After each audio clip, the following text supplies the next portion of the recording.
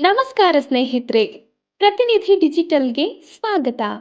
ಇಂದಿನ ಸಂಚಿಕೆಯಲ್ಲಿ ಮದುವೆ ವೇಳೆ ತ್ವಚೆಯ ಸೌಂದರ್ಯ ಹೆಚ್ಚಿಸೋದು ಹೇಗೆ ಎಂಬುದರ ಬಗ್ಗೆ ತಿಳಿದುಕೊಳ್ಳೋಣ. ಮದುವೆ ದಿನದಂದು ಚೆನ್ನಾಗಿ ಕಾಣಬೇಕು ಎಂದರೆ ಅದಕ್ಕೆ ತ್ವಚೆಯ ಸೌಂದರ್ಯ ಕಾಪಾಡಿಕೊಳ್ಳುವುದು ಅವಶ್ಯ.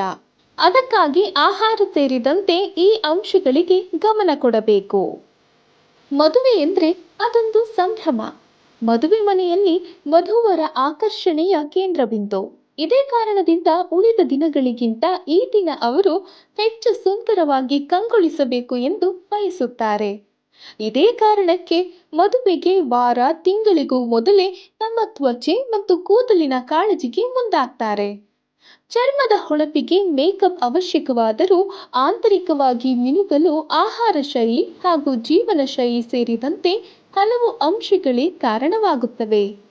ಅಂತಹ ಹೊಳಪಿನ ತ್ವಚೆಯನ್ನು ನಿಮ್ಮದಾಗಿಸಿಕೊಳ್ಳಬೇಕು ಎಂದರೆ ಈ ಸರಳ ಸಲಹೆಗಳನ್ನು ಪಾಲಿಸಿ.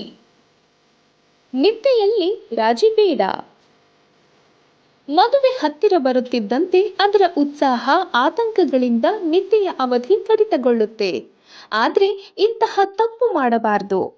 ಸೌಂದರ್ಯದ ರಹಸ್ಯ ಅಡಗಿರುವುದೇ ನಿದ್ದೆಯಲ್ಲಿ ಎಂಬುದನ್ನು ಮರೆಯದೆ ಪ್ರತಿ ರಾತ್ರಿ 8 ಗಂಟೆಗಳ ಕಾಲ ಉತ್ತಮ ನಿದ್ರೆ ಮಾಡಬೇಕು. ಇದರಿಂದ ನಿಮ್ಮ ತ್ವಚೆಯ ಕಾಂತಿ ಹೆಚ್ಚಾಗುತ್ತೆ.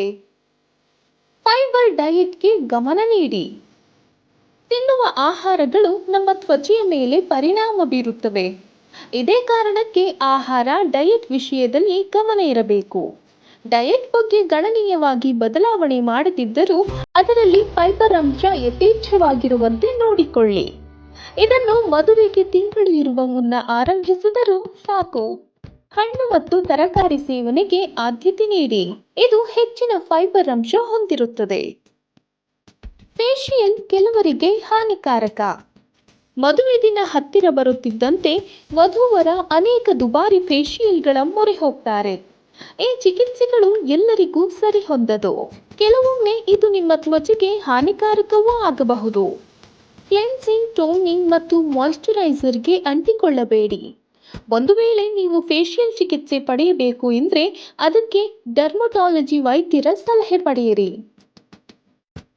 ಮಾಯಿಶ್ಚರೈಸರ್ ಕಾಪಾಡಿಕೊಳ್ಳಿ. ತ್ವಚೆಯಲ್ಲಿ ತೇವಾಂಶ ಕಾಪಾಡಲು ಮಾಯಿಶ್ಚರೈಸರ್ ಅಗತ್ಯ. ಪ್ರತಿನಿತ್ಯ ಚರ್ಮದ ಮಾಯಿಶ್ಚರೈಸರ್ ಅನ್ನು ಆರೋಗ್ಯ ಮತ್ತು ನೈಸರ್ಗಿಕವಾಗಿ ಕಾಪಾಡಿಕೊಳ್ಳುವುದು ಅವಶ್ಯಕ. ಒತ್ತಡದಿಂದ ದೂರವಿರಿ. ಎಲ್ಲ ಸಮಸ್ಯೆಗಳಿಗೆ ಶಾಶ್ವತ ಪರಿಹಾರ ಎಂದರೆ ಒತ್ತಡದಿಂದ ದೂರವಿರುವುದು. ಮದುವೆ ಸಮಯ ಹತ್ತಿರ ಬರುತ್ತಿದ್ದಂತೆ ಸಿದ್ಧತೆ ಸೇರಿದಂತೆ ಇನ್ನಿತರ ಸಮಸ್ಯೆಗಳಿಂದಾಗಿ ಒತ್ತಡ ಹೆಚ್ಚಾಗುತ್ತದೆ. ಇದು ಮಾನಸಿಕ, ದೈಹಿಕ ಮತ್ತು ಆಂತರಿಕ ಸೌಂದರ್ಯದ ಮೇಲೆ ಪರಿಣಾಮ ಬೀರುತ್ತದೆ. ಹೀಗಾಗಿ ಸಾಧ್ಯವಾದಷ್ಟು ಒತ್ತಡದಿಂದ ದೂರ ಇರಬೇಕು.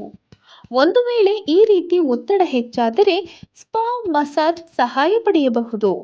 ಇಲ್ಲವೇ ಪಾರ್ಕ್ನಲ್ಲಿ ಒಂದು ನಡಿಗೆ ಕೂಡ ಹೆಚ್ಚು ಪರಿಣಾಮಕಾರಿ.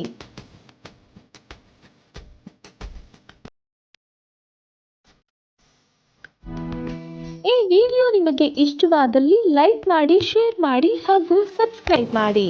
ನಿಮ್ಮ ಅನಿಸಿಕೆ, ಅಭಿಪ್ರಾಯಗಳನ್ನು ಕಮೆಂಟ್ ಬಾಕ್ಸ್ನಲ್ಲಿ ತಿಳಿಸಿ. Thank you.